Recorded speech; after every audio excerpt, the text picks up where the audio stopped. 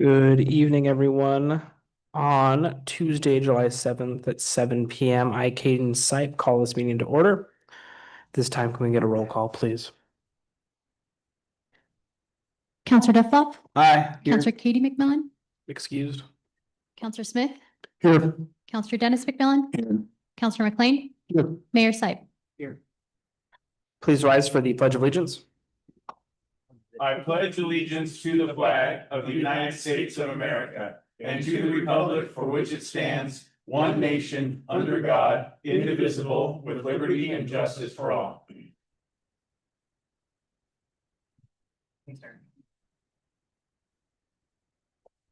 At this time, is there any questions on the agenda as it currently stands? No. No further questions right now. We're gonna wait for Mr. Fluff to join us again. We'll ask him.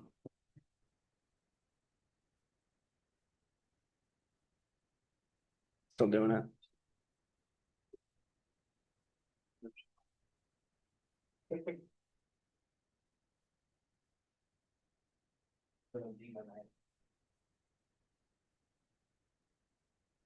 That's better. Yeah, that's better. Yeah, thank you. Yep. Okay, at this time, we're looking for a motion to approve the agenda as it currently stands. Mr. Mayor, I would make a motion to approve the agenda as presented. Thank you for motion. Can we get a second, please? Second. Motion has been first and seconded. Looking for a roll call this time. Counselor Duffloff, Aye. Counselor Smith, Aye. Counselor Dennis McMillan, Aye. Counselor McLean. The ayes have it. The agenda's been approved for this evening. Moving on now to general announcements from the city manager, Mr. Stockdale. Thank you.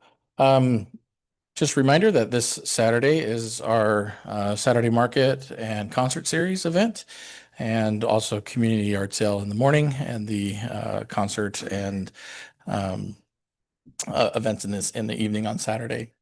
Also, we'll have an announcement going onto our web page tomorrow and onto our social media outlets. A reminder to council and to everyone else listening as well that next Tuesday at 6 p.m.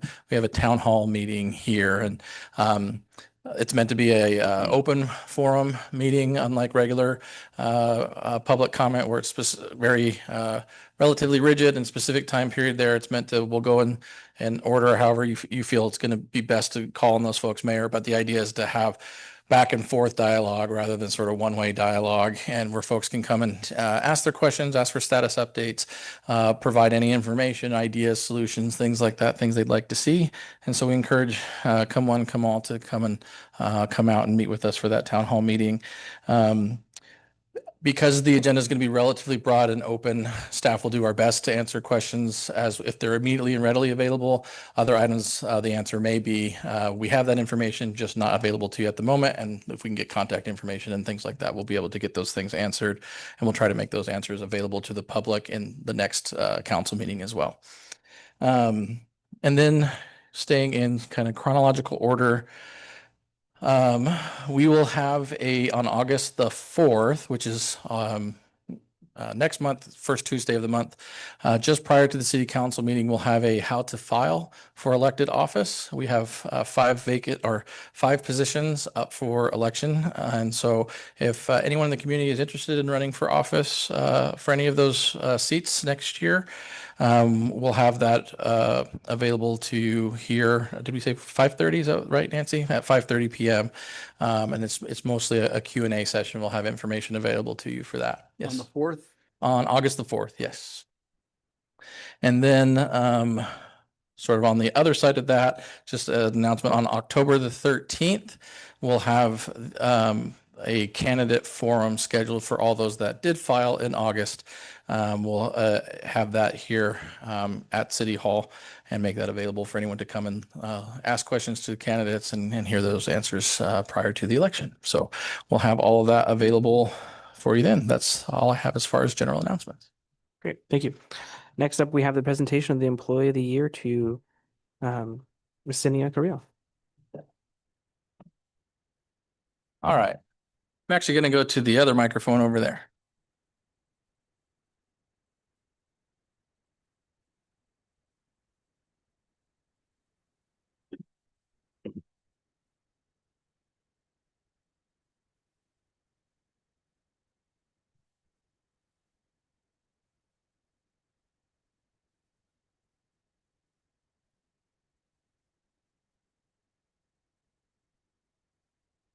All right, so on May the 27th, staff held our annual all-staff meeting and employee appreciation event, and we announced our Employee of the Year. And so I wanted to share that with you and present that to Jess here tonight. And she has family here as well, but I wanted to read that to you. We actually have your award here, and I have on letterhead for you this time. So last time a little less formal, a little more informal. So on May the 27th, 2026, we recognize someone who works, someone whose work touches virtually every corner of our organization and community, even if many people don't fully realize just how much she does behind the scenes every single day. At that time, we presented, and it was my honor and privilege to present to Jess Carello, our Employee of the Year award. When our city council identified communication and transparency as one of the city's highest priorities, we knew we needed someone who could help transform not just how we share information, but how we connect people, and Jess has done exactly that. Over the past year, the growth of the city's communications and public engagement has been nothing short of remarkable.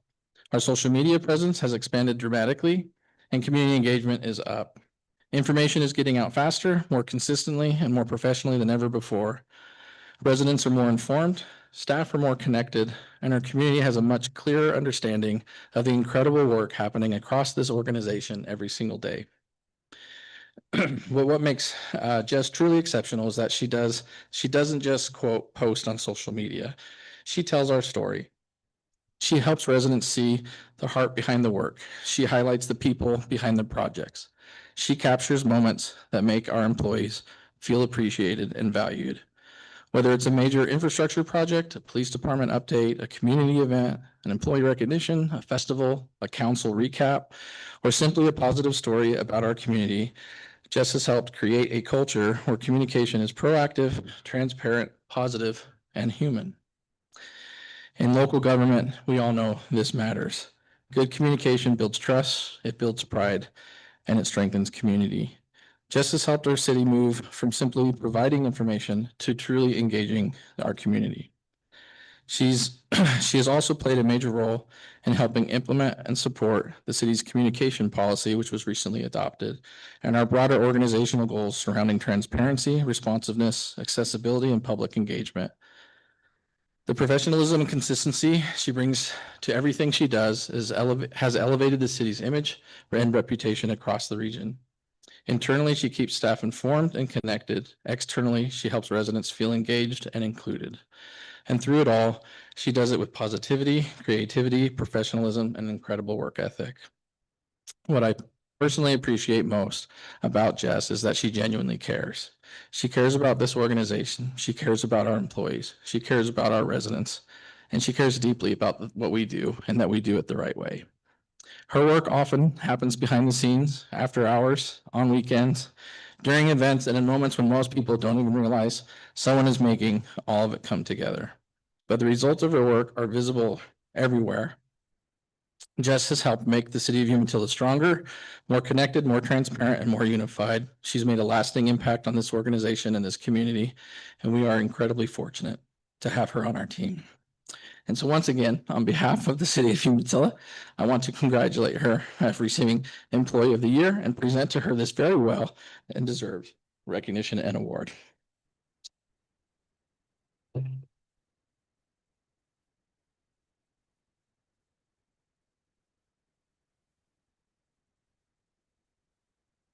For you too.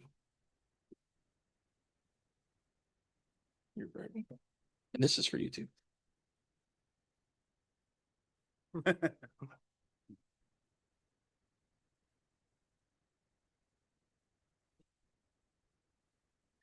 Thank you. For those of you that don't know me, I'm Yesenia Carrillo, or Jess, but truly humbled. And this time I did have a chance to actually think about the words that were being shared when it was shared that day. I was a blubbering mess, but if you know a little bit about me, I come from Stanfield. I was teaching a few years ago, and so when we decided to move you to Umatilla, I wasn't sure what to expect, especially growing up. Stanfield and Umatilla was a lot of rivalries, and so don't tell my Stanfield Tigers anything, but I truly do love to be part of this community.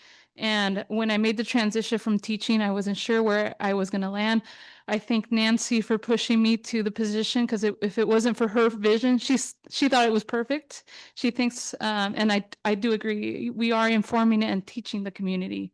And so I hope to keep doing that for you all. And I don't get to tell this story if I don't have the support of my directors and my boss, Melissa, my boss, Dave, and Esme and Zach and Chief, who's not here. So again, I get to tell this story because they are also telling me what's happening during the day or day to day, right? But I do truly feel supported. And again, I thank you for letting me tell the story of this community. It's an honor to have you.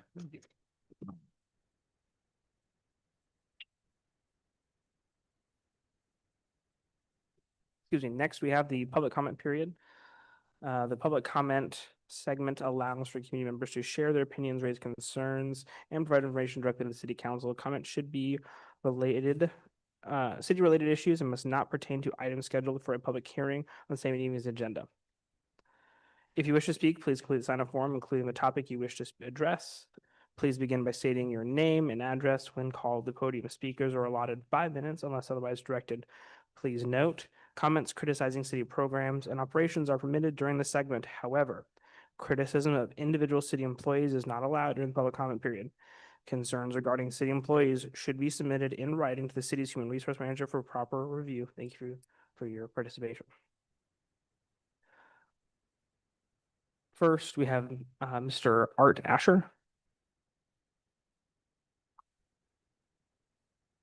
Hello, my name is Art Asher. I live over off South Hill, and I'd like to talk to you guys about a problem that I saw on 6th Street.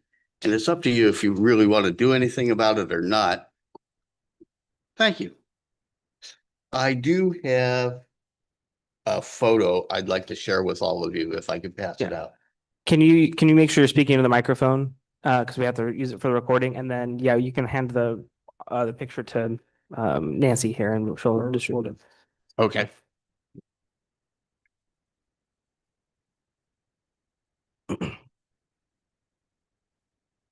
Thank you.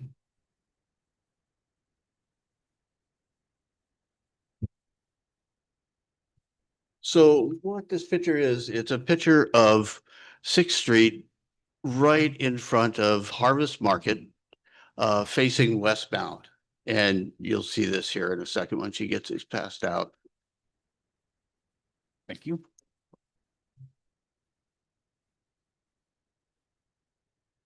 Now, if you'll notice the new crosswalk in the middle of the street, that takes up what used to be a left turn lane going onto the southbound. So, and this has happened to me twice within the past 2 months. Children crossing the street, eastbound traffic stops, westbound traffic stops. The children cross the street, eastbound traffic starts to travel. Westbound traffic does not, even though the children have crossed all the way across the street. Now, what's happening there is a person, number 1 lane, westbound, wants to make a left turn there. So they can't because eastbound traffic is moving. So they hold up the westbound traffic, they hold up traffic coming out of the supermarket. And both times when this has happened to me, traffic has been all the way backed up to the bridge. So I think what needs to happen here is they just need to put up a sign that says no left turn there. I mean, it's simple as that, but it's up to you guys what you wanted to do. And that's all I wanted to say about this issue. Yeah. Okay. Thank you for your time, Thank Mr. you. Asher. Sure. Next, we have Mr. Josiah Barron.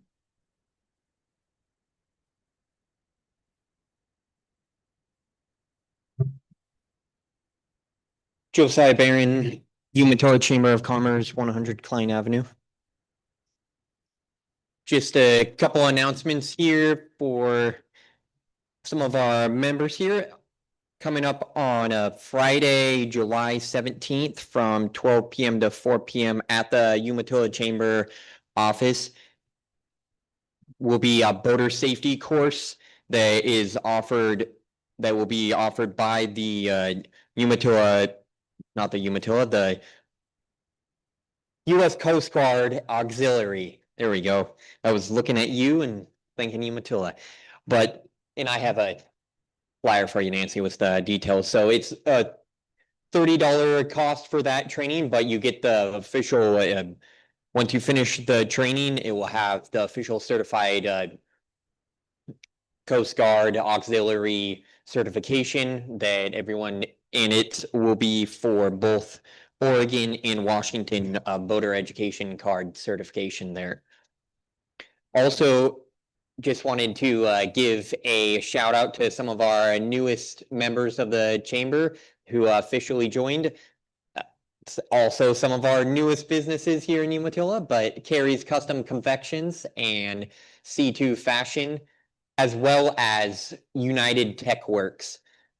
If you haven't been to the local bakery right over here at the Umatilla Business Center or the new fashion boutique, both in there, I'd recommend checking it out. And United Tech Works is a local tech consultant. Seth Bennett provides all kinds of your answer all kinds of your tech questions, help design websites and fit solutions for any of your budgets. You can find their information on, of course, on our business directory at umatillaorchamber.org, or find us about us on social media. And also make sure you check out our community events calendar at our website. Another great calendar to keep an eye on too is the Umatilla Parks and Rec calendar. If you're not keeping it, take a look at that. And I thought I'd mention just briefly, since it wasn't in the general announcements, I believe that there's movies in the park coming up this month too, for on the 17th at 7 p.m. unless I'm wrong, Esmeralda. Yes, so, and the last thing I have to add is July 15th is the last day to sign up and register for the Umatilla County Fair Talent Show. If you hadn't heard about that, they'll have both adult and youth categories for cash prizes. I hear the first place prize is $500. So if you want to show off your hidden talent at the, or maybe not so hidden talent at the Umatilla County Fair, check that out. Thank you very much. Thank you, Josiah. Okay, moving on now to our consent agenda item. We only have one. Any questions on the consent agenda? Okay, can we get a motion to pass it all as one item? Oh, is one just the one? Yep. Mr. Mayor, I'd like to make a motion. Are we on? Oh, I'd like to make a motion. We approve the consent agenda item 7.1, the June 16th, 2026 minutes. Thank you. The motion, get a second, please. I'll second it. Motion is first and second. Can we get a roll call at this time? Counselor Duffloff, Aye. Counselor Smith, Aye. Counselor Dennis McMillan, Aye. Counselor McLean. Okay, the ayes have it. Moving on now to agenda item 8.1, a public hearing. At this time, can I get a motion to go into a public hearing? Mr. Mayor, I'd like to make a motion. We'll leave our regular session and enter into a public hearing. Thank you. Need a I'll second, second. please. Motion has been first and seconded. Can we get a roll call at this time? Counselor Duffloff, Aye. Counselor Smith, Aye. Counselor Dennis McMillan, Aye. Counselor McLean. The ayes have it. We are now in a public hearing to consider ordinance number 888, an ordinance amending the Umatilla Municipal Code Section 515 camping regulations. The procedure that I would like to follow tonight is in this manner. A staff report. B, public testimony. Members of the audience who wish to speak on the proposal and any received written testimony will be asked to speak in support, in opposition, or as neutral. C, council deliberations. Council members may raise any questions or comments regarding the testimony of the proposed amendment.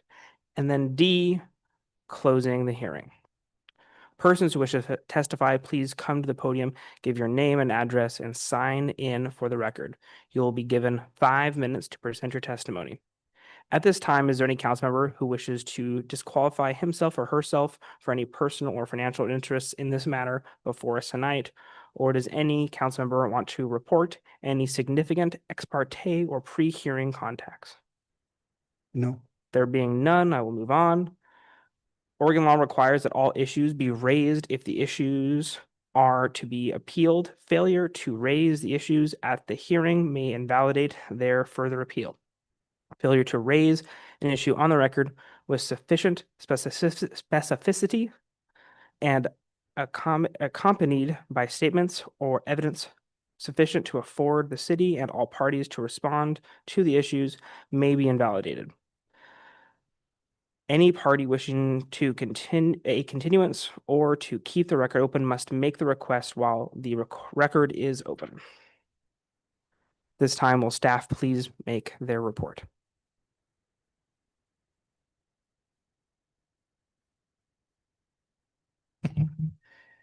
Okay, give me just one moment. Oh, I lost it. Come on.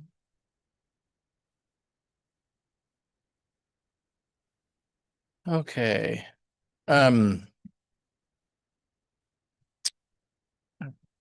So Joanna, if you wanted to help me out here on these camping ordinances, that would be just great. And I can fill in from there, or I can lead that off, whichever you'd prefer. Sorry, I had to get in the right spot into the agenda. Okay. Good evening, Mayor and Council. Thank you so much for having me. Joanna Lyons-Antley, City Attorney. So tonight in front of you, I apologize, I'm looking at my screen as I'm getting it ahead. We have a proposed code amendment into section 5-1-5, which further defines what is considered reasonable time, place, and manner restrictions that Oregon law requires us to adopt. Each of the cities and counties throughout Oregon, according to an Oregon statute, have to adopt such regulations. We were prudent and we waited until we had further clarification from the U.S. Supreme Court in the Grants Pass case, and we spoke about that last time. We also looked at some of the other, I would say, best practices throughout the state, and we looked and saw a simplified version. In front of you is tonight a simplified version. And it simply makes it clear that if there are other options available that, we're going to restrict camping on public places that obstruct, freedom of movement and parking, parks, and provides some simple rules that we wish to follow. So I think that's just the simplest version of it, but it is current with all of the federal and U.S. Supreme Court cases. Thank you. So we brought this as an initial discussion item at your last council meeting on June 16th. That was in your minutes that you approved earlier this evening. One of the main, as Joanna mentioned here, is the purpose of this ordinance is to make sure that we have on our books those codes in which that we can enforce those time, place, and manner restrictions. So several communities throughout Oregon are creating these, as you mentioned, and the proposal you have before you tonight is what we believe is the most direct and streamlined opportunity for our community that meets sort of our regional solution, which is PATH is our main facility at the center of all of this policy. And as the point that was directed there, if you do not have a publicly available space provided for others to go, then you cannot enforce sleeping regulations and things like that at other times of the day or night. But we do have that regional solution in PATH available to us. So this gives us an opportunity to enforce our ordinances to maintain our public spaces. Okay. Any questions from council? No. Okay, now there being none, now is the time for public testimony. Are there any audience members who wish to testify in support of this proposal? Are there any who wish to speak in opposition to this proposal? Are there any to speak in neutral? Okay, there being none. Is there any further questions from council or do I need deliberations? No, I think we've already discussed it. Okay. There being none, I'm looking for a motion to close this. public I hearing. move that we close the hearing. A second, please. I second that, and we can reconvene to our normal, Oh, can we- also close the record. and close the record. Okay. I move that we close the hearing, close the record, and reconvene in general session. First I'll second what he said. and seconded, looking for a roll call at this time. Counselor Duffloff, Aye. Counselor Smith, Aye. Counselor Dennis McMillan, Aye. Counselor McLean. Aye. All right, motion passes. We're now back in our regular session. We good to move on to 9.1? Okay, make sure we have nothing else to move on to. Next, we have 9.1 interviews and appointments of council position 1. Yeah, so Mary, you have before you the quick background was on June 16th, Councilmember Funderburk resigned because she moved out of the area. And so we have a vacancy in council position number 1. Umatilla Charter, Chapter 7, Section 32 states that councilor vacancy will be filled by appointment by a majority of the remaining council members. The appointee's term of office will run from appointment until the next general election. In this case, that's November 3rd, 2026, when the appointee must run for office to fill the remaining term of office, if any, of the appointee's position. This position is through December, but because the charter for the appointment says it's through the general election day, it would be kind of interesting. The position will run through November 3rd, but the seat will actually sit vacant for the last 2 council meetings of the year until whoever is elected on election night will fill that position in January. So with that, we have 3 applicants that submitted, and we'd like to invite each of them to come on up to the table here. And they were provided a list of instructions and procedure for tonight, as well as the questions that are here. These you might be able to recall were from last year when we had an appointment for position number 4 as well. So the same procedure as we did almost exactly a year ago. And that's the introduction for the item here tonight. I'll turn the rest of this over to you, Mayor, to take the lead here, and we'll go from there. All right. Yeah, I'm ready. I'm ready. Okay. Who's got the questions? Yeah, I say, do we have a list of questions? Do we have a list? Do we have a list of questions? Are we just gonna fire them away? We could print them up. We sent out, if they're in the packet, we sent out the updated agenda that has, there's 12 questions in the 4 different categories that are there. If you'd like, we can And print we're all out those looking- hard copies for you as well. Gives you the options. Instructions. and- Instructions and questions. Where it is? Look at that. Thank you. Appreciate it.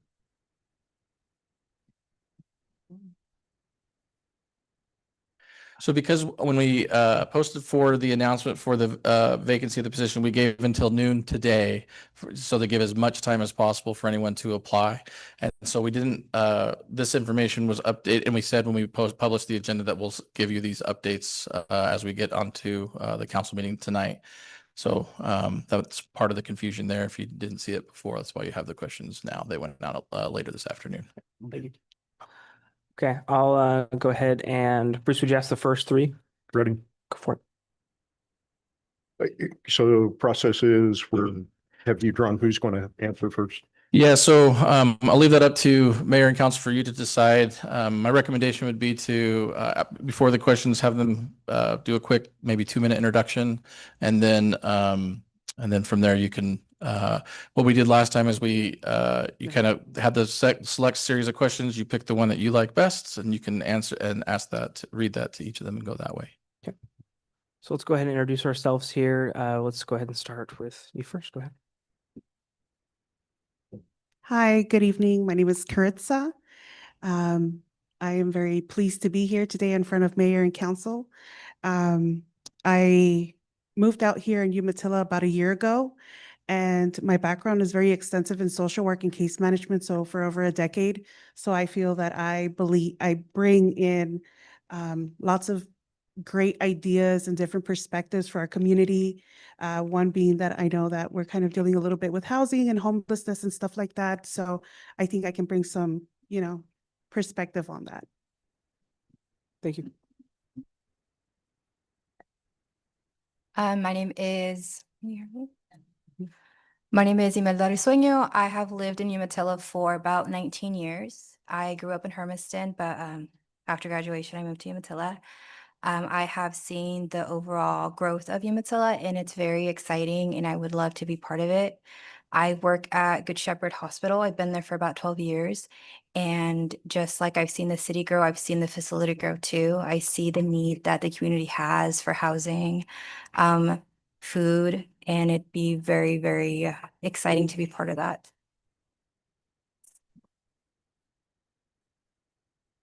My name's Christy Pankratz. I am currently a special education teacher with Umatilla School District. I have 2 kids who go to school here. My husband graduated from Umatilla High School. We have great ties to the community.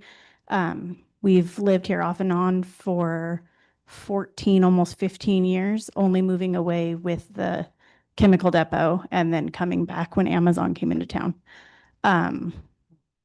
I think that I can bring a different perspective, having the community ties and working for the school district and working with the children in the area. Thank you. Okay, Mr. Klein, kick us off, please. Okay, I will start with, what would you consider to be Umatilla's greatest recent success? Based on the year that I've been here, I believe that Umatilla's biggest success here has been just kind of a lot of community engagement. For one being, a lot of very big with the community in terms of events, stuff like that, trying to bring the community together as one. And, just as well as just trying to increase the communication over the time. I see, like, for example, online, there's a lot of networking and communication. So I think that's important. That's kind of what drove me in to the website and, just kind of going from there, learning more about the community. And I've seen the growth over the years. I did a little bit of research on that, how it kind of started out as a small town and then eventually it became something bigger. And hopefully it continues to grow, but as well as remaining kind of like that small town culture.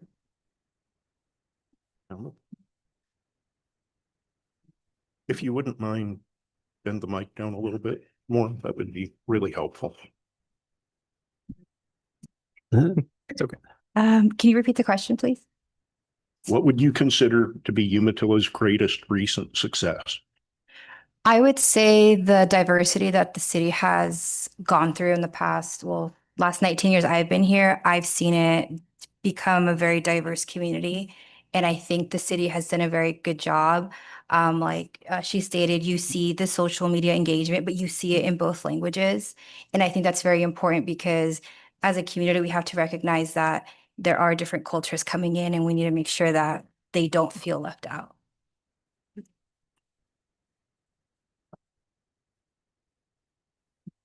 I think that the greatest success recently that I have seen is the bringing in the police station and being able to get some of the businesses that are benefiting from coming into this area to help pay for that portion in order to increase our infrastructure and increase the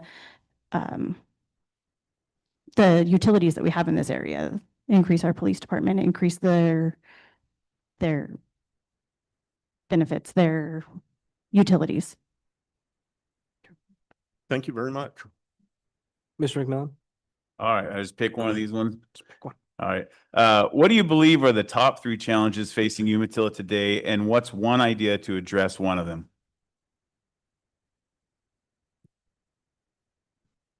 Are we rotating who answers? Yeah, let's go ahead and start with, on this one, we'll start with Christy and we'll work way back. So we'll kind of go around Yes. robin so that everyone kind of gets more equitable time. Thank you for catching that, Bruce. Thank you.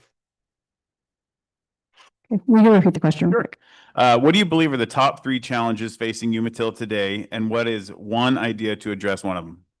Okay, the top three challenges I think we face is we have multiple buildings in the area that are not being used and are kind of an eyesore to the area. And some of these are right when you come into town, they're the first thing you see when you come into town. I would also say not necessarily our community engagement, however, our community input when there's events going on and things like that, as well as then the opportunities for children in the area. I'm not just the young kids, because it feels like we have a lot for the young kids and even the preteen and early teen era. However, the teenagers, from talking to a lot of them and working at the secondary level, a lot of our teenagers feel like they don't have anything to do. There's nothing for them to go about doing. And one way that I think we could solve this or work on this would be to get those teenagers' input on things that they would like to do. Sending out a survey, a Google survey, to find out what types of things some of them would like to do or like to see us bring into town. And that way it's things that they actually are interested in.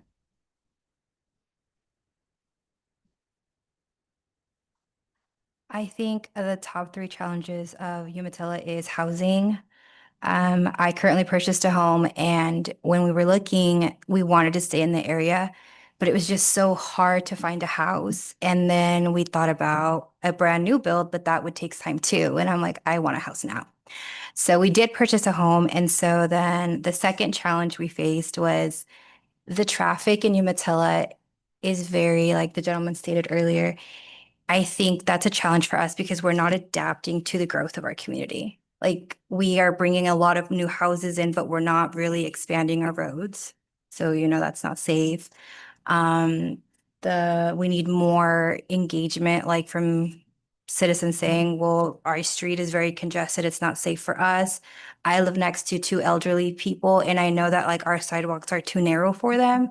I wish I could be a resource and say we need to expand these for walkers, not just for kids.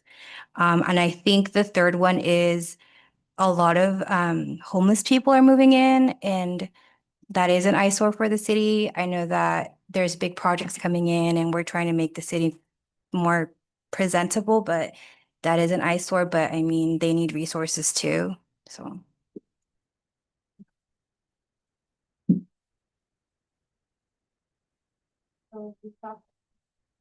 That I believe are to be the biggest challenges here is housing. Along with that comes homelessness. From last year till now, I only been here for a little bit over a year, and I have seen a lot of, homelessness increasing. And along with that, it kind of comes to the mental health, right? To, just taking care of that. People deal with different type of, illnesses and such, not just physical, but also mental, which can eventually also kind of lead to public safety and quality of life. Along with that, one of the ones that I take to heart as well is responsible animal welfare. So I have seen those, just kind of here and there, but it's definitely something that, we can work together. I know that working with local cities such as Hermiston and Pendleton and such, perhaps already just kind of like expanding and getting very thorough with them in terms of how can we all collaborate together to kind of work with one another and just kind of decrease these situations, especially the homeless part. Thank you. Mr. Smith. How will you ensure the voices of all residents, including youth, seniors, Native, Indigenous, low-income households, Latinos, and other historically marginalized groups are heard? And we'll start with Kurt this time. Oh, sorry. No, I'm sorry. Imelda. I apologize. Thank you. So I feel like this is an issue, whether it be a city or an organization like the hospital. When I think about voices, I always think of language. I'm bilingual. I think that's why my thought always goes there first. So just making sure we have communication, rather it be written, or a lot of people, unfortunately, Latinos, some can't read. Maybe doing more community engagement, stating, you do have a voice. It doesn't matter if you can't read or write. We are still here for you. We're still want to fix some issues and I think just being transparent with the community. Oh, yeah, go to you and then we'll bounce back.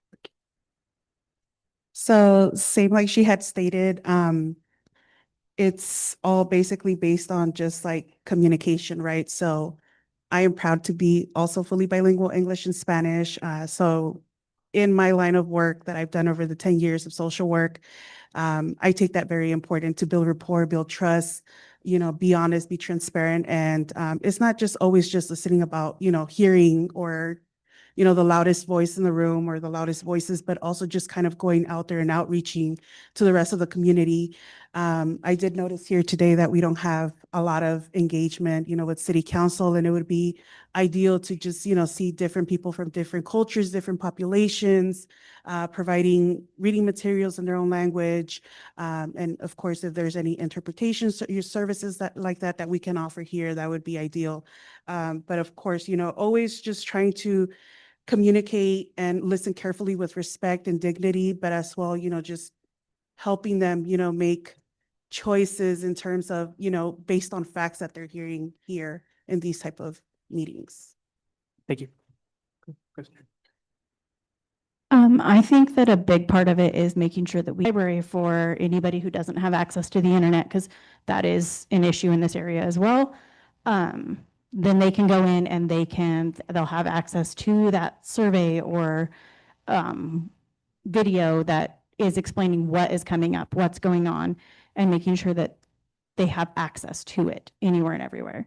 So emailing out a survey, posting QR codes, opening up the library, things like that in multiple languages and videos. Next question will go down to Mr. DeFluff. Oh, boy. I guess my turn already? Yeah. I thought you were gonna go. I'm gonna go last. They're gonna last. Okay. My prerogative, yeah. Let me see here.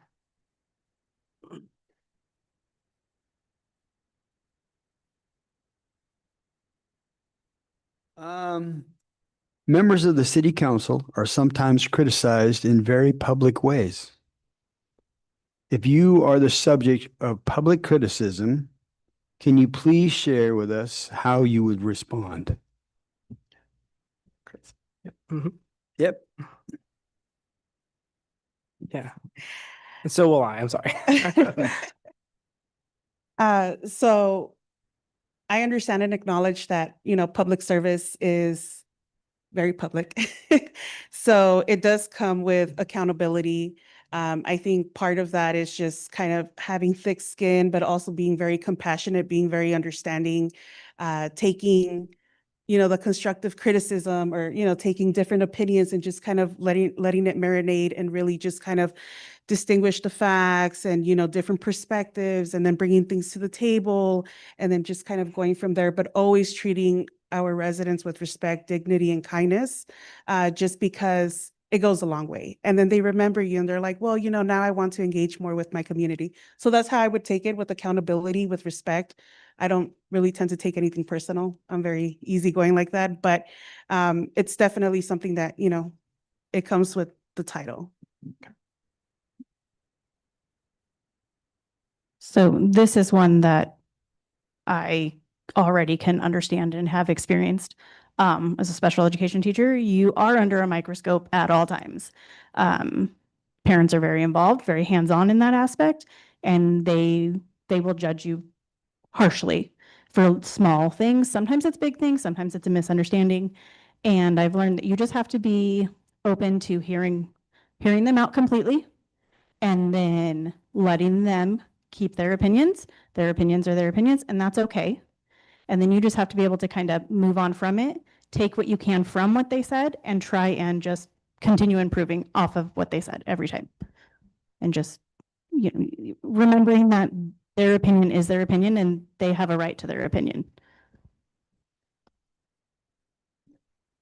So I have also experienced this, working at the hospital, in the financial part of it. It's very hard because I understand that patients go to the hospital at their worst. And unfortunately, some of my job is to collect on that. And there is a lot of high emotions. And I have found out that sometimes those conversations end up on Facebook. So You just have to, I like to read it and then say, well, what did I say that led them to think this? And I just, put in the back of my head and just like, okay, so next time I should approach it a little differently to avoid stuff like that. But it comes with the job. I mean, as long as you're in customer service, you will present yourself one way, but perception is everything and people will just form their opinion. And it's, like you said, just have to have thicker skin for it. Okay, and then I will ask the last question here. Go ahead, also. Given Umatill's infrastructure needs, how would you prioritize long-term investments when also considering immediate needs? Let's see, who went first last time? Was it you? So I think it's, Imelda, yeah. I think the first step is honestly just to have a meeting with all the parties. You have to have that open communication. What I think is a need might not be what the water people think is a need, what the transportation people is a need. So I think having a meeting first with everybody involved, you could lay out, okay, this is the first issue that we all agree on that we have to tackle first. So I think just getting everybody in the same room goes a long way. Okay, we'll go to Karitza. I would rely on staff recommendation first and then just kind of work my way out towards company input, as well as any available data research that I can get to, just to ensure that I, am making a adequate decision. But of course, public safety will always be primary. That has always been primary for me. But then also balancing the long-term investments that will keep Umatilla growing very prosperous, right? So we want to ensure that we're balancing, different aspects of, how can I say, like, not overdoing it financially, but just kind of using the resources that we have on hand and then slowly and gradually just kind of moving forward with that. And then, working together as a team, like she had mentioned. And then we'll do our 3-minute. Oh, sorry. I apologize. Go ahead. See, I told you to get it eventually. Thanks, Dave. I mean, like they both said, you need to have all the parties at the table to have a conversation. I think you need to look at the need that is now and what resources you can use for the need now that can expand as the need expands. Because in the future, what we need right now, if it doesn't have room to grow with the community, then it's going to end up costing us more in the long run because we're going to have to shift completely into a new solution later. So it needs to be something that can solve the issue now, but then can grow as the need grows. All right. Thank you now for answering all of our questions. I appreciate it. I apologize about that. And then the last section we have here is a quick 3-minute closing statement. We'll start with Hey, Imelda. before we do that, Okay. can we all ask just one real quick question off the cuff? One off the cuff. Yeah. Can we do off the cuff questions? Can we do that? Your guys' interviews, yeah. So what if, We got one however quick however one. you'd like. Just one quick one. All right. Darren's got one quick Why- one. Go for it. Why do you want to be on city council? Okay. Imelda, you'll. Yep. Yep. I'm a very curious person by nature, and I live here. It'd be nice to be part of a group that makes decision on where I live. And honestly,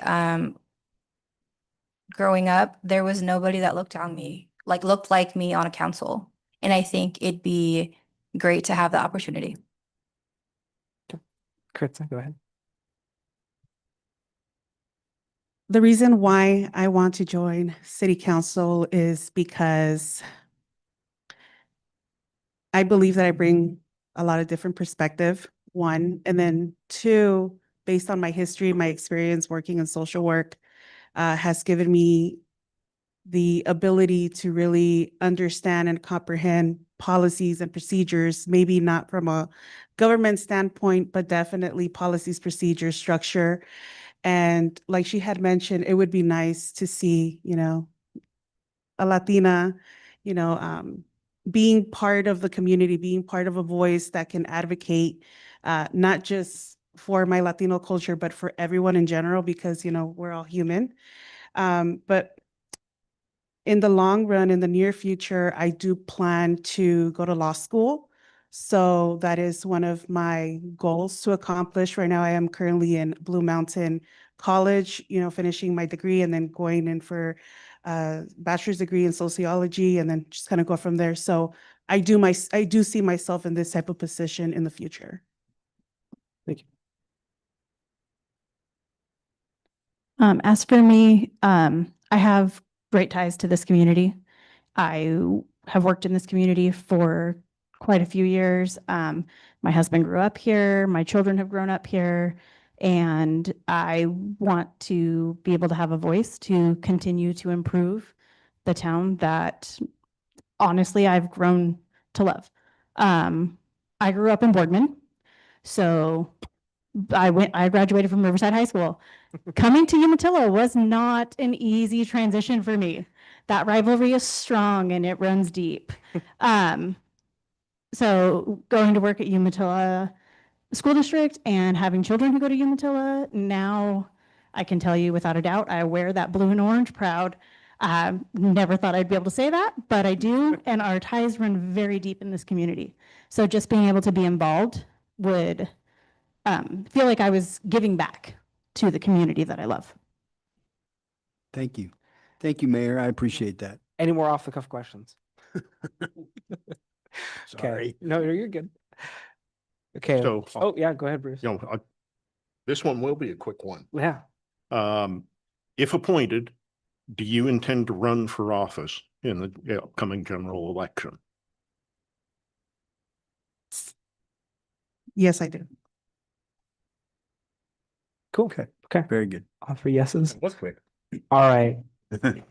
Yeah. Any further questions? Nope. Sorry, Mayor. No, you're good. This is what we're here for. I'm glad we're answering these. All right, we'll go ahead and end now with our 3-minute of closing statements. We'll go ahead and start with Christy.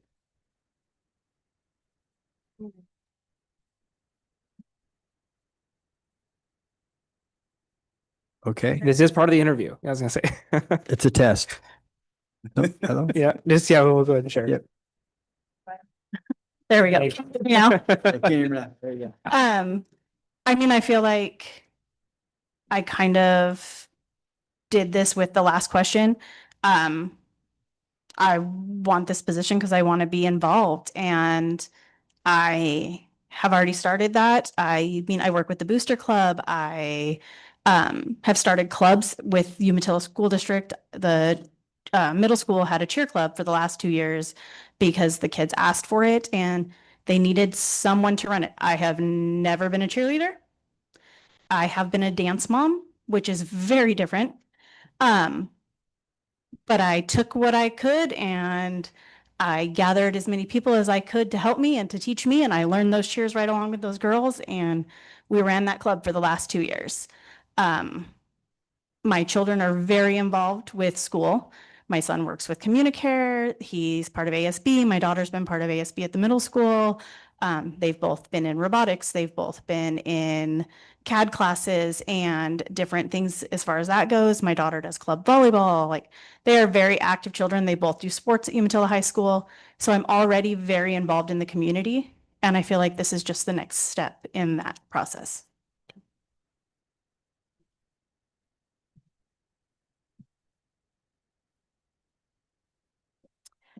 I'm in agreement with her. I am part of this community. My daughter just graduated from Umatilla High School, and I like the small time vibes here. I never felt connected to my high school. I went to Hermiston High, and just watching her go through, kindergarten to graduation, and then just seeing the same people here, not wanting to leave, still teaching, it makes me want to continue being part of this community and making a difference for it. Yeah, that's the good one. Yeah. So just like I had mentioned in the previous question as well, I believe that I bring a lot, to offer here, and I can grow from that as well. So my motto has always been to give back to the community. Since I moved here, I've been very involved with the animal rescues here and in Pendleton as much as I can. And I'm always trying to help. I think it's just part of my nature being a humanitarian, and just advocacy is key to everything. And, I don't claim to know everything or know everything, but I know that I can learn. So I think this is a really great opportunity to just kind of advocate for the community, give back to the community, because this is now my community, you know. I've been residing here for a year. Everybody has been great. I really like the small town. I do come from city type, so it's definitely a nice transition, just kind of like in the state of mind where I'm at and my age, and just kind of just trying to transition down and, you know, making sure that, you know, I build and I continue to plant my roots here. And then I'll give a quick statement. I just want to say thank you for you three for even applying and even wanting to sit up here. This is a pretty thankless job, and we definitely appreciate you guys being willing to apply. And then I will add as well is that unfortunately we only get to pick one of you. I definitely wish there was 3 positions up here. We can give each of you guys a spot and have you guys all take a seat, but there's definitely only one. That being said, don't quit throwing your name in the hat for different things or running for office when you see fit. And please make sure that your voices are continuing to be heard within our community and you continue to speak up and more than just being here this evening. So don't want to be discouraged if you don't get selected this evening, but there's more spots and we're all getting old and retiring eventually. Okay. Discussions and deliberations. We didn't make it easy. No. No. Three wonderful candidates. Yeah. I couldn't reinforce what you just said anymore. Yeah. I mean, unfortunately, we have to pick one. There are general elections coming up in short order, so please don't, you are making this difficult this evening. And I would also like to really support our other, I don't want to say legs, but parts of the stool that hold the city up. You know, we have, I know that, don't we have Parks and Rec open right now? And we have, Planning Commission also. Planning Commission's always open. And I'm telling you right now, those are really great fundamentals because they teach you how we do business. They teach you not necessarily the Robert's Rule of Order, but we don't really kind of follow that, but we do quasi. So you kind of have to learn that type of stuff and how we do the processes and what our roles are. So if one of you doesn't, I mean, 2 of you don't get it tonight, please understand that. And we do appreciate you coming forward and we look forward to seeing you in the future. And don't just come to do this. Come in on Tuesdays and hang out with us. It's fun. Sometimes. Most of the time. Okay. Most of the time. It's definitely entertaining when I get wound up. To say the least. To say the least. Yeah, you have 3 great candidates here, and I would like to remind everyone when you put this seat, it will be open, so please apply. It's gonna be a tough decision. It always is. Yeah, it's gonna be tough. Okay. At this time, do you have any more deliberations or comments? No, Okay. I mean, I like the fact that, you know, we have somebody who's very eager to get to know the community. We have somebody that wants to be involved in the community and somebody that's been in the community for a long, long time and been in part of the Booster Club and been part of starting clubs. So you kind of understand that the interworkings of things and working in clubs is difficult. I get it. So I don't know. We do have a discussion. Okay. Any further deliberations or we're Any open for the motion? deliberations? Okay. Okay. Does anyone have a motion at this time? Sure, Mr. Mayor, I make a motion that we move forward Christy Pancratz. Okay. Thank you for your motion. Can we second the motion?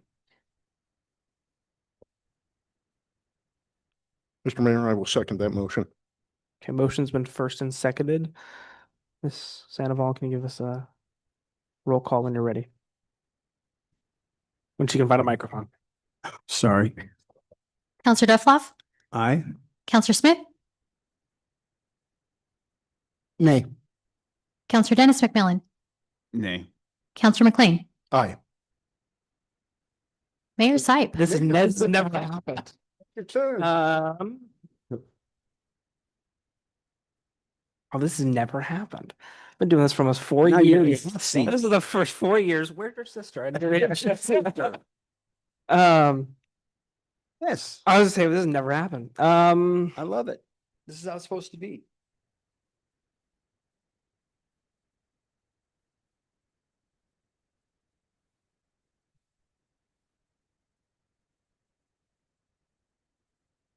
We need that Jeopardy theme. I know, right?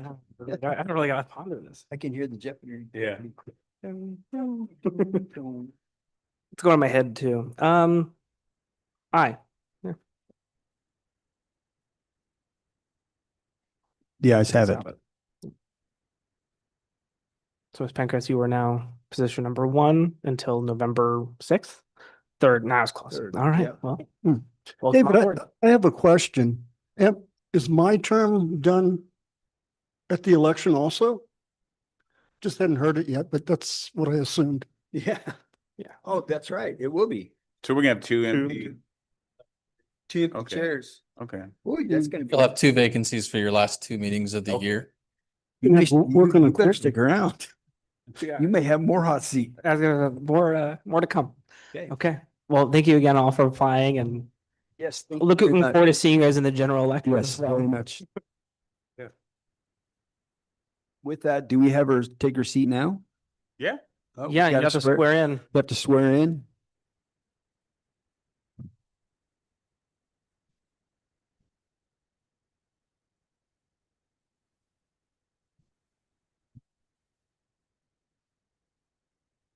Yeah, just use the good one.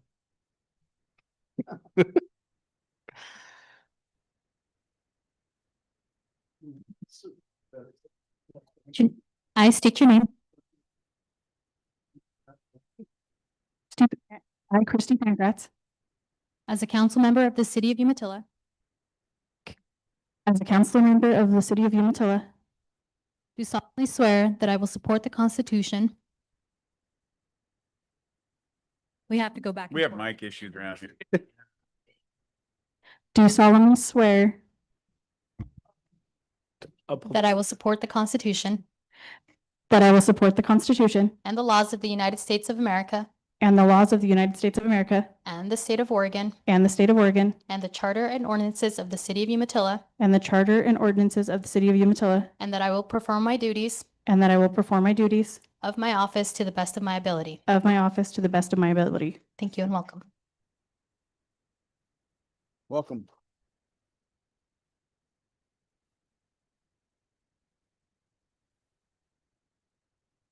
Now Okay. you're in the hot seat.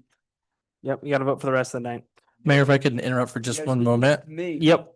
A little, just a little house cleaning.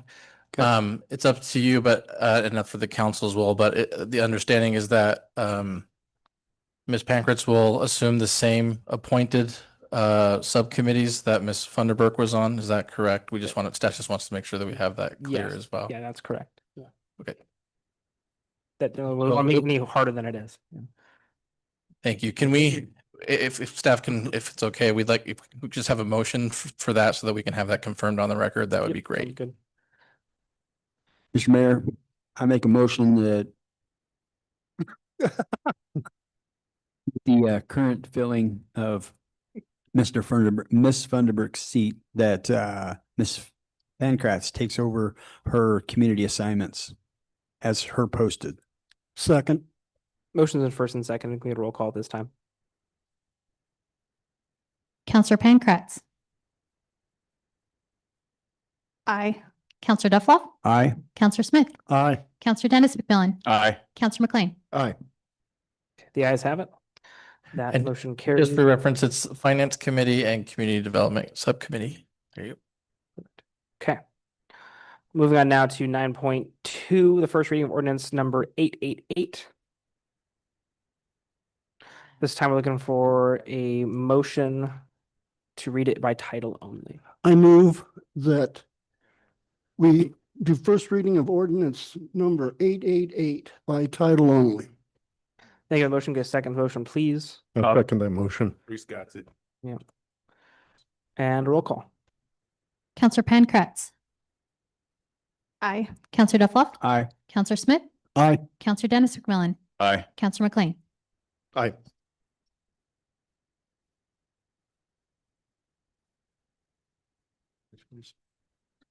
We're gonna get you a hard copy of the agenda. We'll get you caught up. We should have had that printed. Apologize. All of it this afternoon.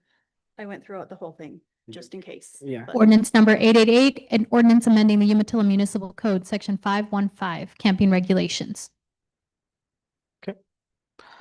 Moving on now to 9.3, the second reading by title only and adoption of an ordinance number 886. Any questions on that one? Nope. Okay, this time we're looking, excuse me, this time we're looking for a motion. Make a motion for a second reading by title only of ordinance 886 and adoption of ordinance number 886. Thank you for the motion. Can we have a second, please? I'll second that. Motion's been first and seconded. Can we get a roll call at this time? Counselor Pancratz, Aye. Counselor Dufflock, Aye. Counselor Smith, Aye. Counselor Dennis McMillan, Aye. Counselor McLean. Aye. Okay, the ayes have it. Go ahead.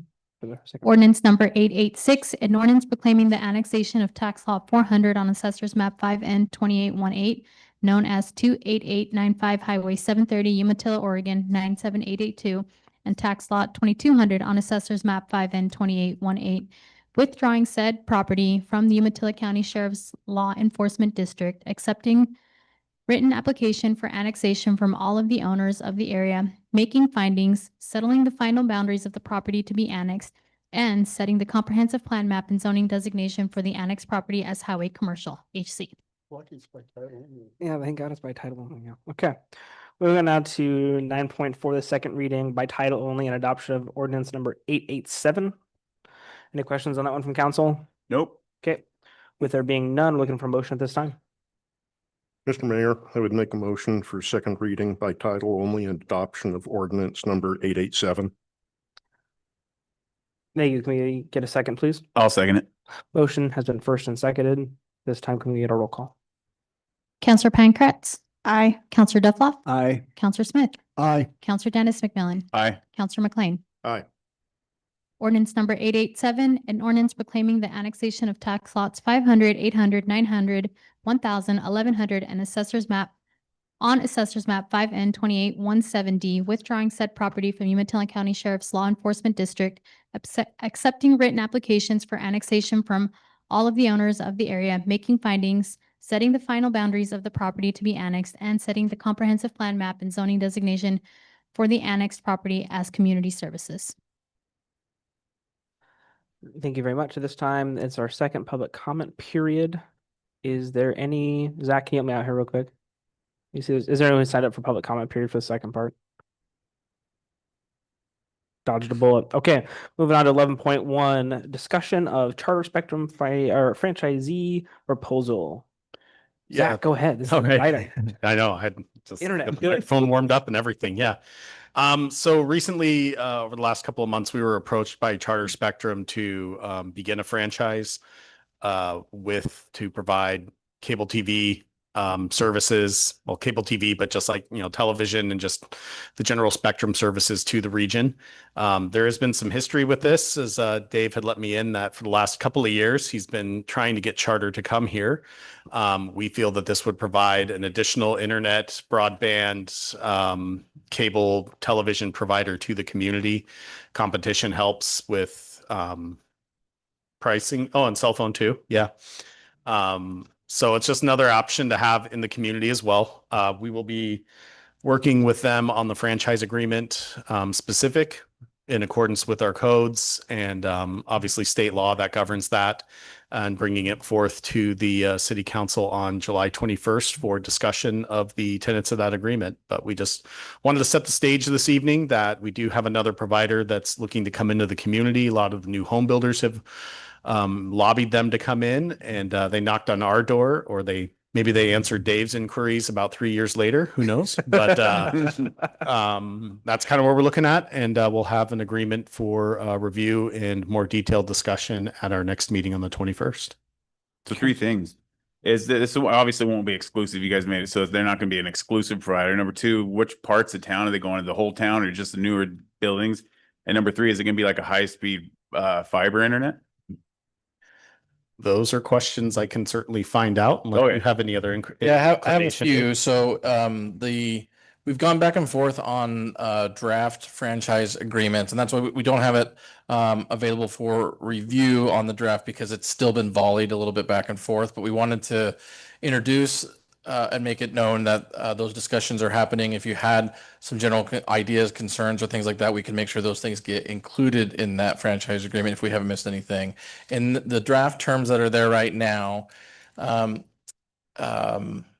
in the 90s, we passed a City of Umatilla Telecommunications Act, which was a series of ordinances that govern and manage how we run each of these things through.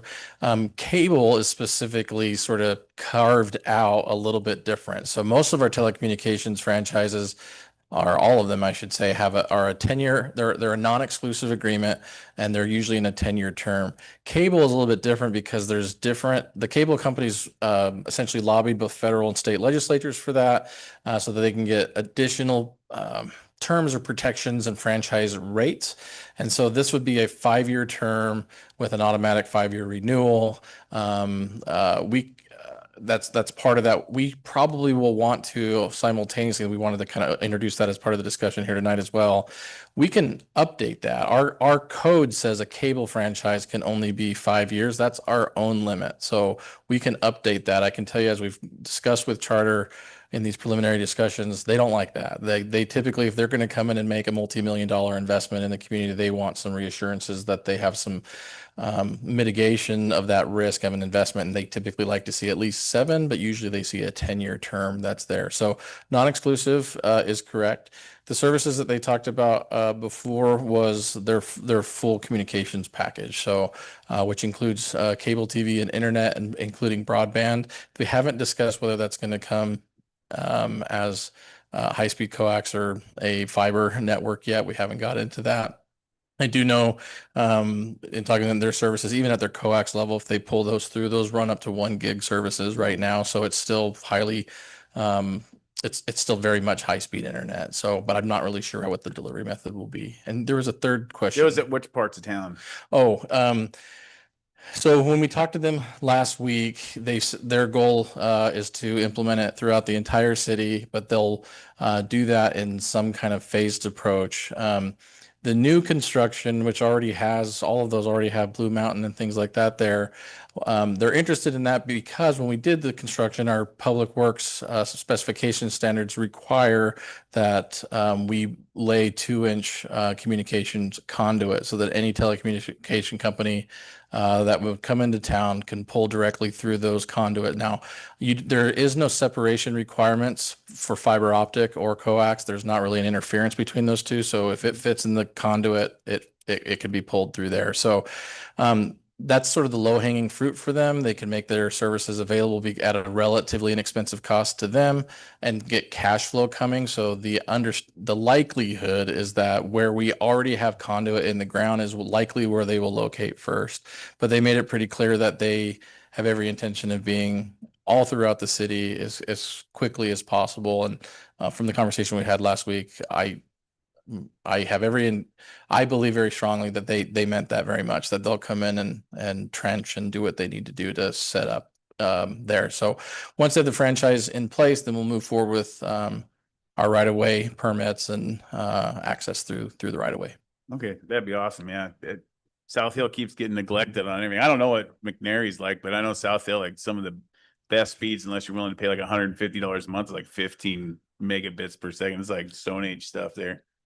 Starlink. I resorted to. Yeah, I was going to say, that's 100. so McNary's rough. And I'll tell you, in meetings we've had with existing and potential franchisees, particularly on McNary, the infrastructure that's currently there now is completely antiquated and needs to be essentially a full replacement. And right now it's at the moment, the conversations have been that it's too cost prohibitive, and they're looking for ways in which they can get direct legislative funding, some sort of funding package, federal broadband funding, or through some city program or grant or something like that. And so those communications are still ongoing and trying to figure out what the solution might be for that.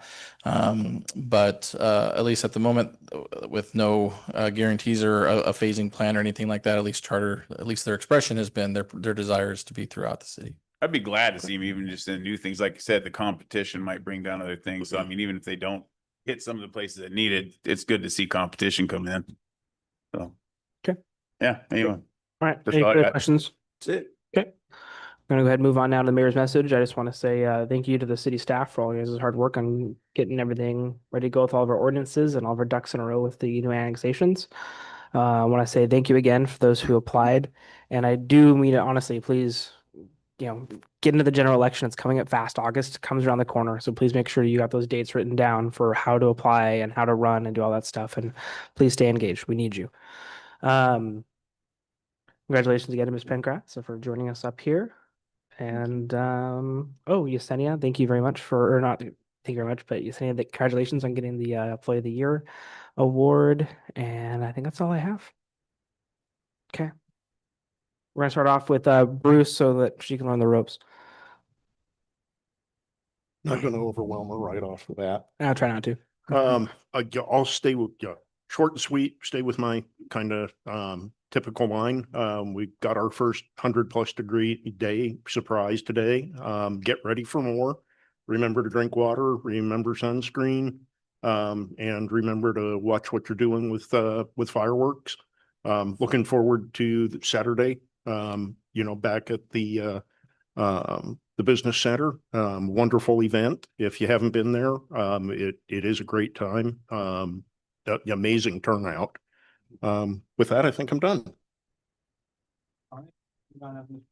Well, 250 years, man. That's what I'm talking Pretty about. good. So happy belated birthday, America. Sure. Anyway, I'm going to be a kind of a hated person today. I think I've gotten a lot of actually not a lot, but a couple phone calls and a couple texts about these flock cameras and stuff that are going around in town. And so I had a couple questions about them. Number one, what's our expectations for those things? Like, I mean, when we're getting these things, is there like an expectation of, 5% theft deterrent and, X amount arrests or something? Or what's the expectation out of these cameras? I'm happy to respond, and Sergeant Tubby can help me out too if you'd like. But let me give you kind of the initial response there. So the city was pursuing the purchase and implementation of the flock cameras. We first started almost 2 years ago, and we were starting to move forward with implementation of those, and they got kind of tied up into a lot of legal disputes, both in the Pacific Northwest particularly, so Washington, Oregon, and California. And while that was going on, we put the implementation of those cameras on hold, and we wanted to wait for that process to run through. So the state legislature, part of the concerns that the legislature ultimately passed and adopted, and I thought I had sent information to you, but if not, I'll be sure to send it over more. But they created in the legislature how long we can maintain any footage of those cameras. It's essentially a 30-day rolling file. And if the only way we can save it longer than that, if there was something that was indicated that was part of a crime or likely was part of a crime, then we can save that data footage and keep it longer than that. The other concerns that they have that it would be used for federal assistance, particularly immigration or ICE services, and the state of Oregon outlawed that. So you can't use it for federal immigration purposes. So we follow that and comply with that. And then the last was that it's not intended, it cannot be used for essentially general surveillance, meaning it's meant to be if there's a license plate that's flagged for some reason that's out there, that's a known reason, it's going to search and grab that. So we did a press release about 2 weeks ago. In this case, it wasn't our flock camera, but it was a similar automated license plate reader, an ALR, and which are on each of our police fleet vehicles. And so there was a vehicle reported as stolen. Our officer drove by, the ALR picked it up immediately, and we went to engage, and they immediately took off, went over the bridge, headed up into Washington, drove off into a field. Oh, I read We about that one. pursued it and did all of that. And so flock gives us the ability to, is in a static location rather than where our vehicles are, to be able to capture those types of things that are there.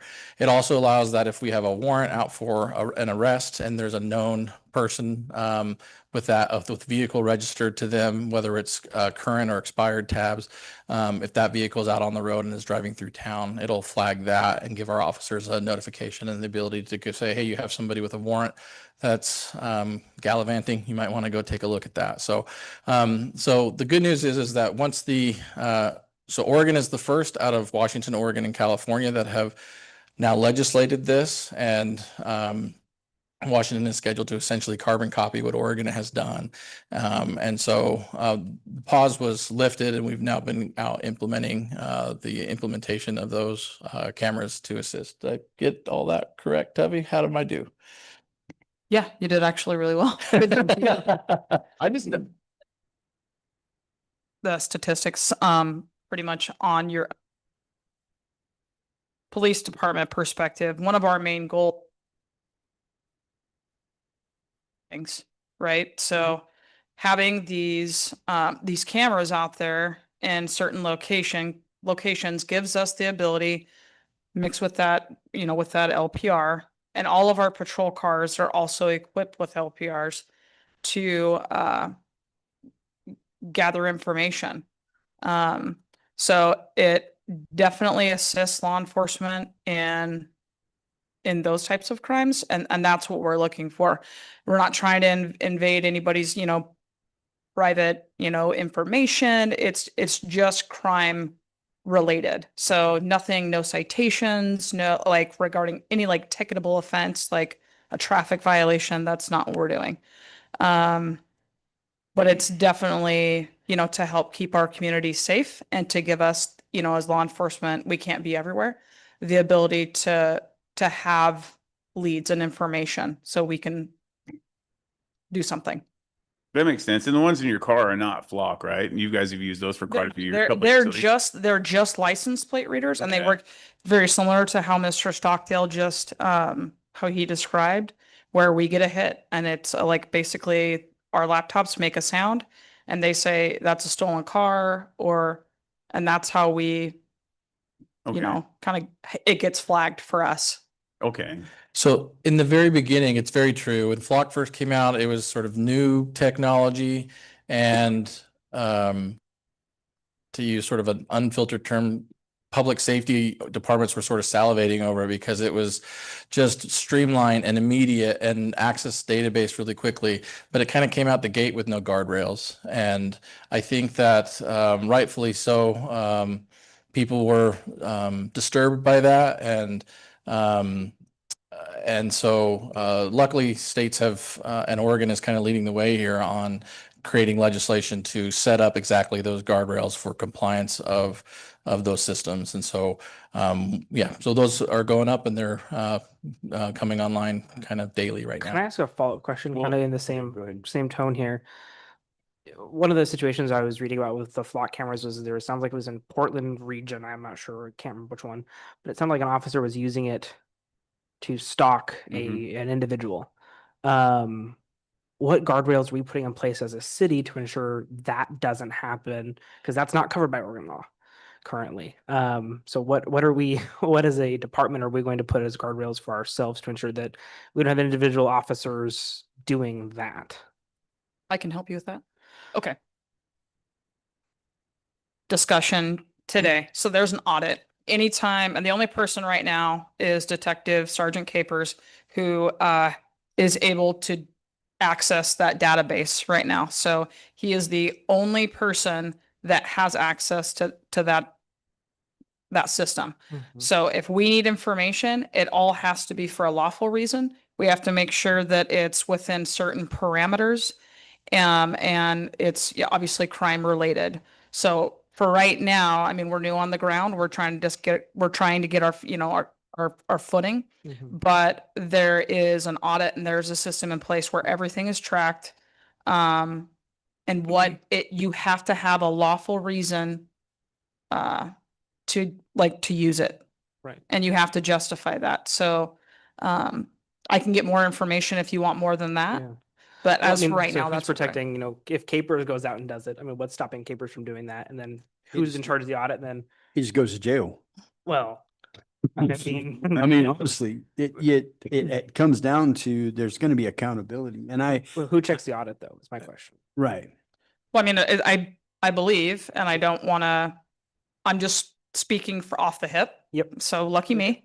That it, obviously it goes up to our chief of police. Okay. And, you know, from there, Mr. Stockdale's gonna know, and the audit's gonna be that there's gonna potentially be an investigation, Okay. For misconduct. And I truly believe that as we go through this, you're going to see more and more litigation as to the test of this, because there's going to be probable cause. There's going to be a lot of stuff that's going to be tested. So if you don't have something in place that says, hey, you have a no lawful reason to do this, then that's going to be a huge piece of it. Yeah, yeah. So the legislation went into effect earlier this year. It was Senate Bill 1516, if you wanted to take a look. But the highlight of that was, I mentioned that 30-day retention limit. So it's a rolling 30 days. So it's always overriding whatever was there before, unless you freeze it and say, don't delete this. It requires for an authorized law enforcement purpose only, similar to what Sergeant Tovey was discussing there. This idea, it cannot be used as sort of general surveillance or a fishing expedition or any unlawful purpose. And then you have to, the department has to establish standard operating procedures or written policies associated with it. And so similar to what she mentioned there, so that's who is your access, how often is it audited, and by which third-party organization runs the auditing of that. General security retention locations, both digitally and physical. And then it also can outline the acceptable uses and how they comply with that law. So Dave, who's our third party?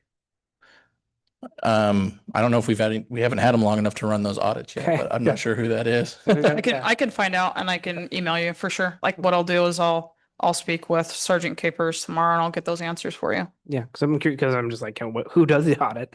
That's interesting. Yeah, I mean, I think we've quite literally just started turning these cameras on like in the last 14 days. So I don't even think we have a 30-day reel, I guess, that's there yet.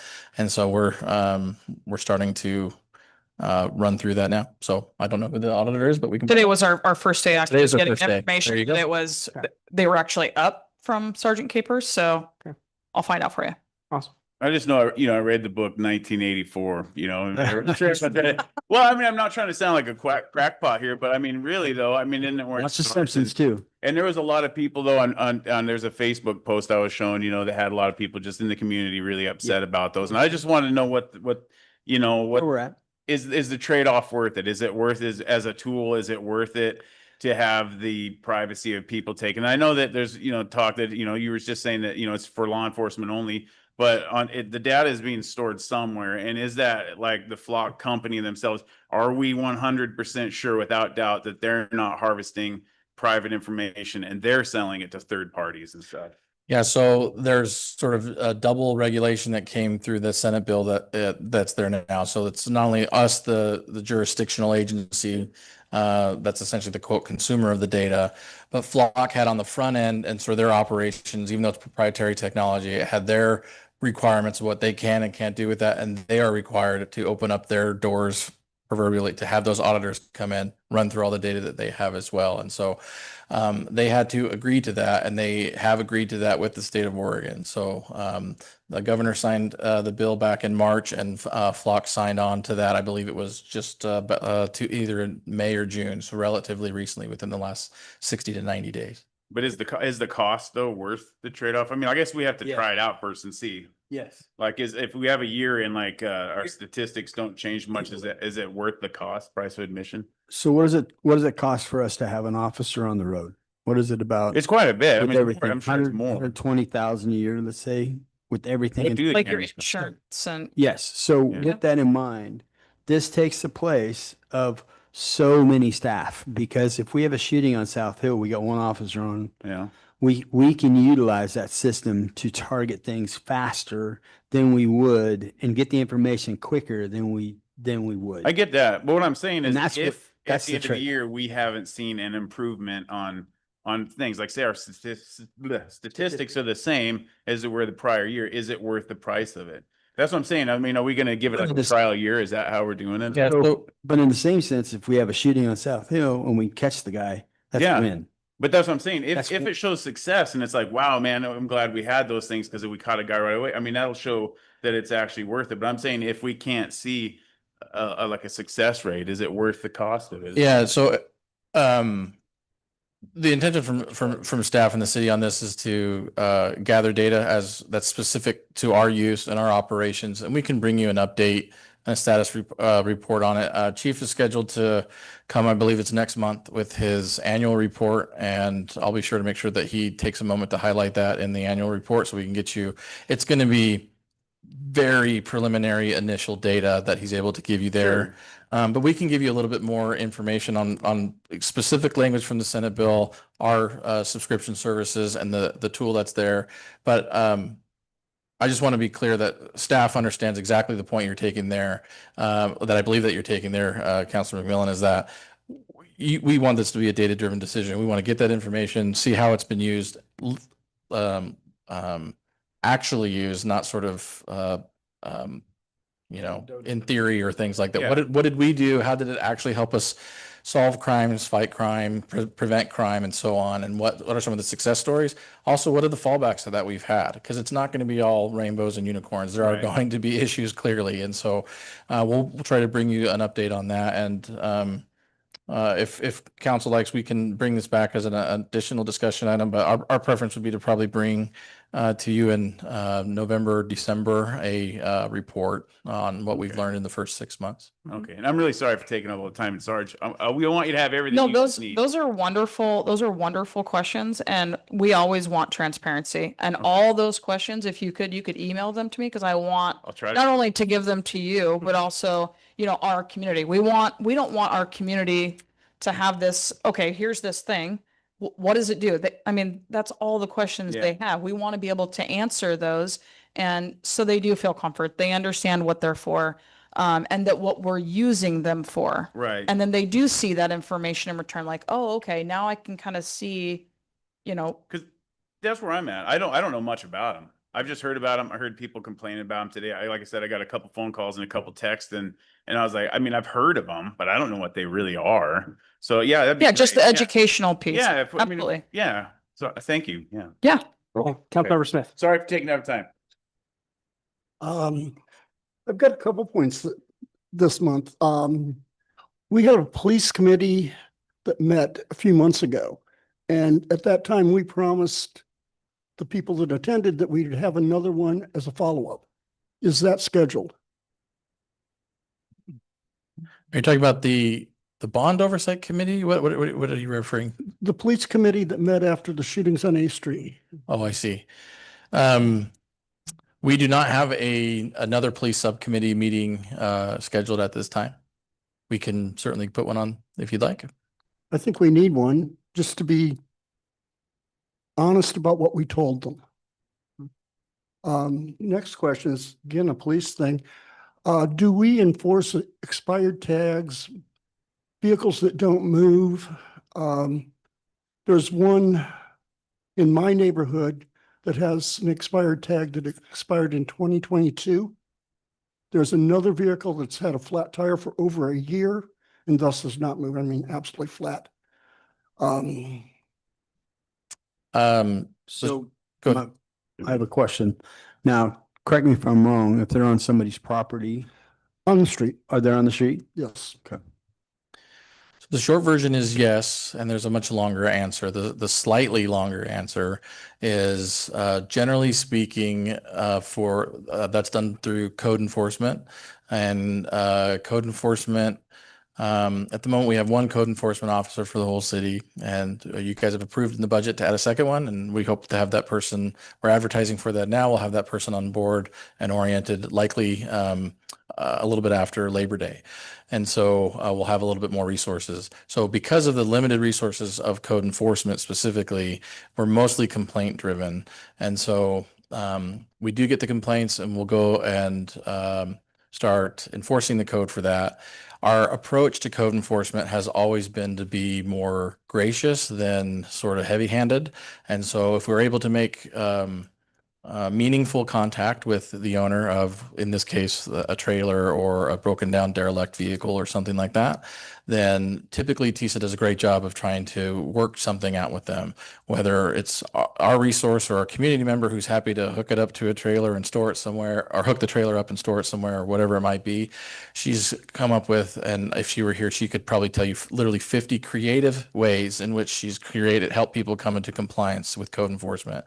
That said, not everybody complies, not everybody's able to do that. And then our answer until recently, our answer then is to issue a citation. And until recently, our citation was $5. And so it's not a meaningful citation. The good news is we've been able to do a review of our code and at the moment we actually feel that we can enforce this using a different set of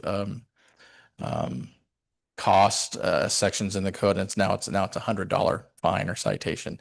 It's there. It means something, but again, it's a civil infraction. And what the code allows us to do is give them an opportunity to come to compliance. If they don't comply, we cite. If they still don't comply, then at their expense, we'll haul things away, store it somewhere, and then charge them a storing fee. And then at a certain period of time, if it's not picked up and gone, then it's considered an official, completed, and closed impound, and we take possession and we surplus. So how do I do, Sergeant? Am I correct me where I'm wrong? But I'm pretty sure that's where we're at. I feel like you're doing awesome. Good job. The reason I waited until now is I knew that new position had been budgeted. And I know our code enforcement officer has been overworked for many years. But with doubling the staff, I just thought I should bring it up. Yeah, this is going to be wonderful to have this new position because TISA can't be everywhere. So just under the umbrella, of the police department, that's where TISA falls as well. But it's equal across the board. Our first line of defense is we want to education. TISA goes out, she makes contact with them, and do they know? Do they need that information? Offering assistance. What assistance, do they need? So first and foremost, education. Second, okay, what do we need to do? Do we need to assist them? And then also calling in and letting us know, because she can't be everywhere. More than you can do it online. You can come down to the PD and you can pick her brain. So yeah. What street do you live on?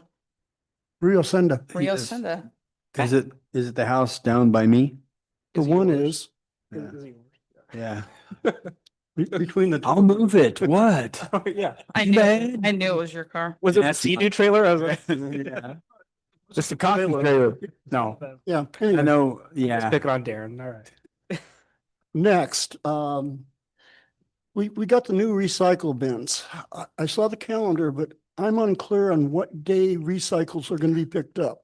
Is it going to be the same day that our garbage is picked up? It's not in there that I can find. Maybe I'm. So it says on the card, it says like we're a week or a black week, but then it doesn't say what day. Yeah, I was confused too. And then I downloaded the app and it says like we're under repair, and I was like, I don't know what that means either. I thought you gave us. Drug test knows. And he's on our street. He can tell us. Okay. What you do this one time? Go for it. Hurry. Let me give you a microphone, Jared. It picks up on your garbage day, but it doesn't start until this week. So, because we all put our cans out last Friday, Yeah. and then they didn't pick them up, and so that's why I called. So, So is it every other Friday? yes, every other Friday, you only roll the recycling out. Okay, thank gosh. So we appreciate everybody's patience as we're rolling out a new program in the community. And we understand very much that not everybody wants this service or wants to use this service. But it is a state mandate and we shall comply as a division of the state of Oregon. I've just been burning my plastic. Yeah. I'm joking. For the record, I'm joking. Yeah. I have not been doing that very much. Okay. Back on track. Last question. Okay, I'm in favor of recycling. I've been doing it on my own for probably 40 years in other communities as well as here. So I'm glad this is going to happen. I was sort of surprised that glass cannot be recycled. It has been in other places, but that's what they want to do. It's better than what we've had. So I'm happy with that.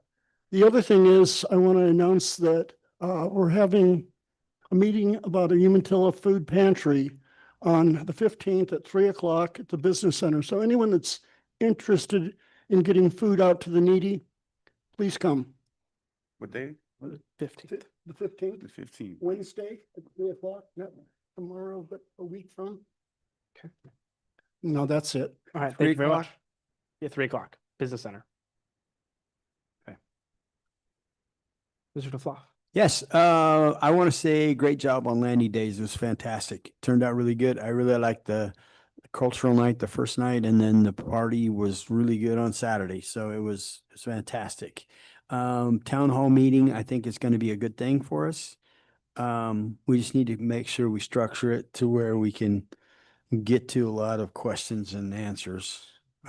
Just kind of worried about that. So, and then Saturday is the market. That's going to be fantastic. But I also wanted to talk directly to the two contestants that I didn't make a motion for. I probably shouldn't go on record and say this, but I'm going to. The reason why I went with my decision was because the candidate was able to articulate her role in the community and how that she's started clubs and how she's been involved and been engaged. And I would encourage you when you do stuff like this, make sure that you really root in how you are involved with the community and what you're doing in the community and all of that stuff. And you didn't say anything about being on the police advisory committee. You should have. That would have been great. I'm just giving you tips. That's all. And I didn't want to think it was a personal thing or whatever, because I was clearly listening to just the answers that were given. And that's what swayed me. It's the fact that she's involved in Booster Club and she's doing things that are really kind of forcing the hand. And that's what we do here. So in the future, if you can do that, that would help me out. I know you probably do so much more. Oh, I'm sorry. You're the one who cheer. I'm both. You cheer. Yes, that's right. Started the cheer. Because you don't cheer and you don't know how to cheer. Yeah, Learn it with them. perfect. All the above. Well, see, you should have told more, you should have spoke more about that stuff. And it's hard to sell yourself. I get it, especially in this kind of situation. I've been out there. But I just wanted to encourage you because you guys great in the community. And I know you've been here for many, many years too. So thank you very much. And I want to see you here. I want to see more people here involved in this, please. What else was there? That's it. Dude, you're taking up a lot of time. Taking up a lot. Oh, man. Really, you want to talk, Mr. Flock cameras? Yeah. Okay. All right, last but not least. And band over here. Holy heck. See, it's always entertaining when I'm here. Okay. Go for it, Christy. I guess I just want to say thank you. I'm looking forward to this opportunity. The other two candidates that were up there with me, you both were amazing. I honestly could have seen it completely going any other way. But thank you for this opportunity. I'm really excited. Okay. And with that, I'm going to reserve this motion just for Christy, but we're looking for a motion to adjourn this meeting. I'd like to make a motion to adjourn this meeting. Thank you. Can we get a second on that motion? I'll second it. Motion has been first and seconded. This time, can we get a roll call? Counselor Pankratz, Aye. Counselor Duffloff, Aye. Counselor Smith, Aye. Counselor Dennis McMillan, Aye. Counselor McLean. Aye. You guys have it. This meeting is adjourned. Thank you very much.